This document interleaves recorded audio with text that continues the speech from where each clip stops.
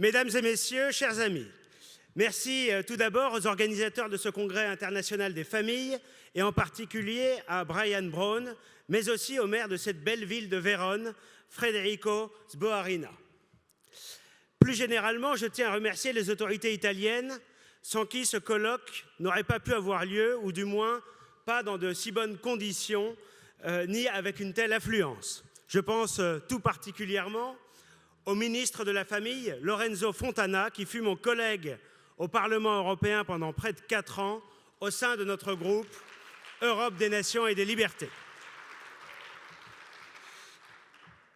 Quelle situation étonnante qui est la nôtre de devoir mener un combat, souvent acharné, pour préserver et défendre la cellule familiale qui constitue pourtant la base de notre société.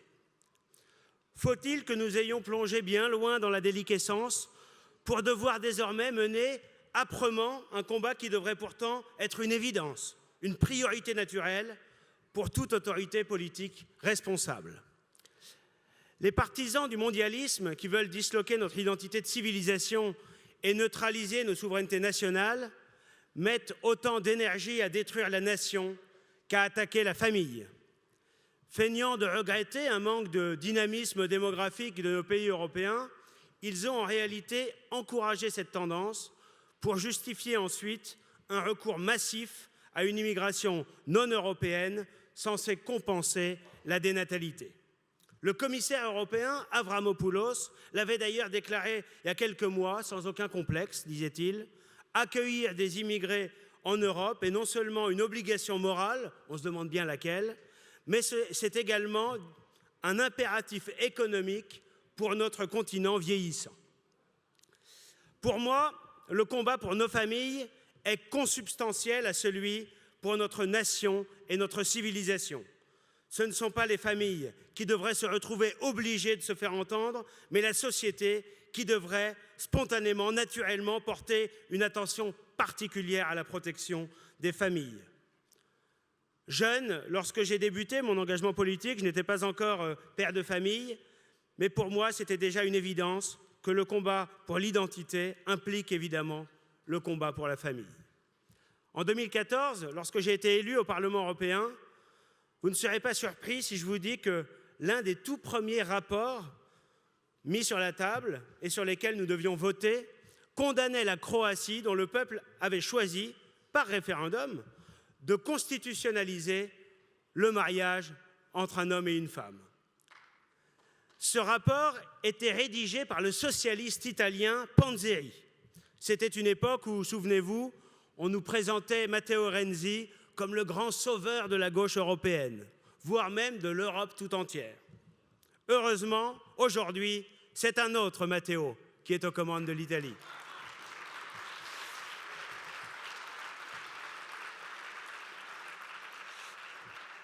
En attendant, ce Panzeri dont je vous parlais à l'instant, il est toujours membre du plus important intergroupe du Parlement européen, c'est l'intergroupe LGBT. Cet intergroupe rassemble des libéraux, des écolos, des députés de gauche, d'extrême gauche, mais aussi, il faut bien le dire, des prétendus démocrates chrétiens du PPE et de prétendus conservateurs du groupe ECR. En fait, le seul groupe à n'avoir aucun député qui soit membre de l'intergroupe LGBT, c'est le nôtre, Europe des Nations et des Libertés.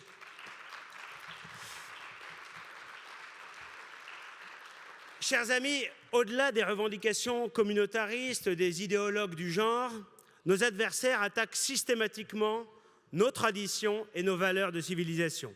Le concept même de nation et sa souveraineté, le principe de subsidiarité et tout ce qui constitue notre identité d'hommes et de femmes enracinés. Leur vision, leur idéal même, c'est celui d'une société atomisée, qui n'est plus qu'un agrégat d'individus prétendument libérés de tout lien. C'est finalement l'homme nomade, théorisé par Jacques Attali, le mentor d'Emmanuel Macron.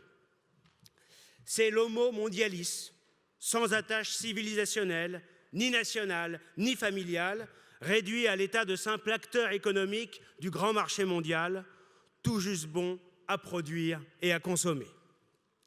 Face à cet individualisme, Face à ce matérialisme, nous portons en nous une autre vision de l'homme. Un homme enraciné, un homme relié horizontalement et verticalement. Mais heureusement, ces dernières années, face aux dérives des institutions de Bruxelles, plusieurs nations d'Europe ont tenu bon avec des gouvernements lucides et déterminés. L'Autriche, par exemple, avec le gouvernement de coalition entre le FPE et l'EVP. À partir de cette année, les familles autrichiennes bénéficient d'allègements fiscaux à raison de 1 500 € par enfant et par an. Ce que le gouvernement autrichien a appelé le bonus familial. Les familles les plus modestes et les mères célibataires qui ne paient pas ou peu d'impôts sont également soutenues avec de nouvelles allocations pour l'éducation de leurs enfants. En Pologne existe depuis avril 2016 un programme baptisé 500+, qui permet aux familles polonaises de bénéficier de 500 zlotys par mois, près de 100 € par enfant, jusqu'à leur majorité à partir du deuxième enfant. En 2017, ce programme a bénéficié à 3,7 millions d'enfants parmi 2,4 millions de familles. La pauvreté infantile a considérablement baissé et la natalité est enfin repartie à la hausse avec, dès 2017, 20 000 naissances de plus. Nous-mêmes, au Rassemblement national, avec Marine Le Pen, nous militons depuis longtemps pour qu'un vrai revenu parental permette aux femmes qui le souhaitent de se consacrer pleinement à l'éducation de leurs enfants. De même que nous insistons sur la nécessité d'un bon équilibre entre la vie professionnelle et la vie familiale en défendant par exemple la sanctuarisation dans le droit du travail du repos dominical. Mais c'est sans doute la Hongrie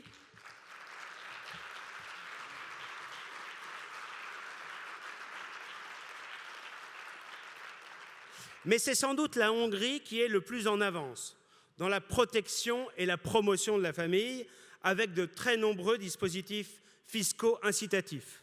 Contrairement à une idée répandue, de bonnes politiques familiales n'empêchent pas les femmes de travailler et même de s'épanouir dans leur travail si elles font ce choix. Les statistiques prouvent d'ailleurs que le taux d'emploi chez les femmes a augmenté en Hongrie en même temps que le nombre de naissances.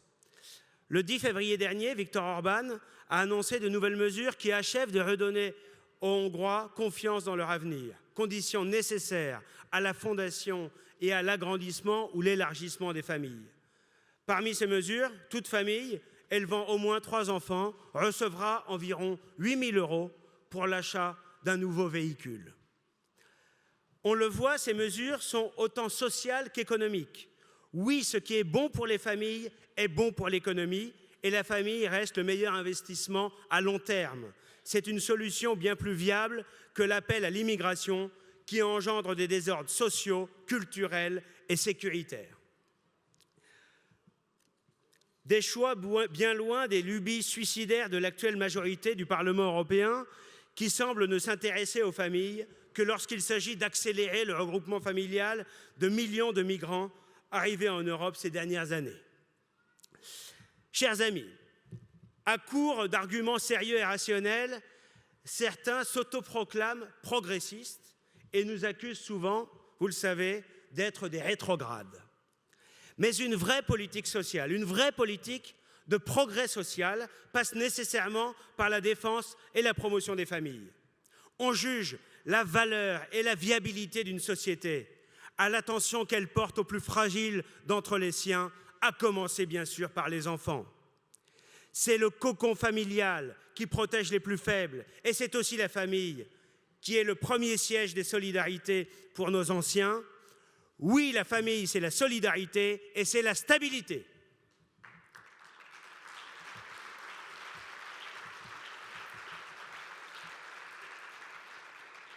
C'est la cellule de base de la société, c'est là que commence le lien social.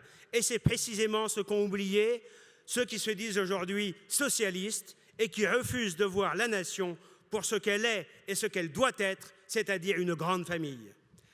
La famille est la première strate de l'identité d'un individu. Elle le structure dès le plus jeune âge en lui apportant les repères fondamentaux qui lui permettront ensuite de construire sa vie.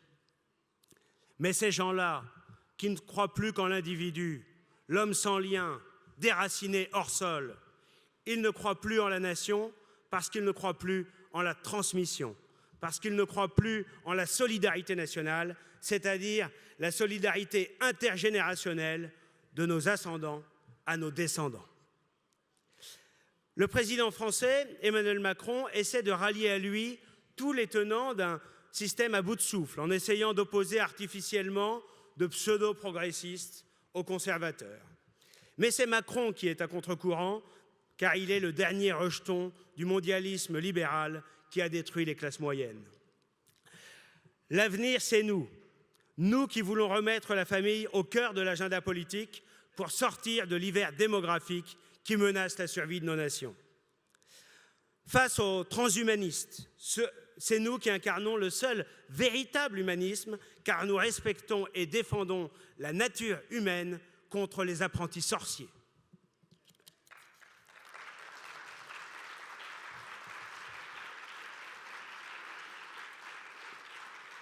Mes chers amis, où est la cohérence des soi-disant écologistes qui se battent contre les OGM, mais qui sont favorables à la PMA ou à la GPA?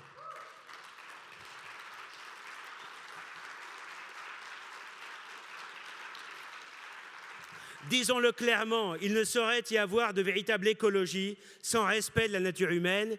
Il est temps de remettre le bon sens au cœur de l'action politique. Face à l'immigration massive et à l'islamisme conquérant, on ne peut pas se permettre d'avoir une Europe qui ne sait plus d'où elle vient, ni qui elle est, qui doute d'elle-même et qui ne croit plus qu'en des valeurs abstraites et désincarnées. L'affirmation de nos valeurs de civilisation s'exprime actuellement dans le réveil des peuples, partout sur le continent européen. Aujourd'hui, les forces qui défendent la famille arrivent au pouvoir dans toute l'Europe. Demain, au Parlement européen, nous allons pouvoir rassembler ces forces pour refonder l'Europe sur ses valeurs de civilisation.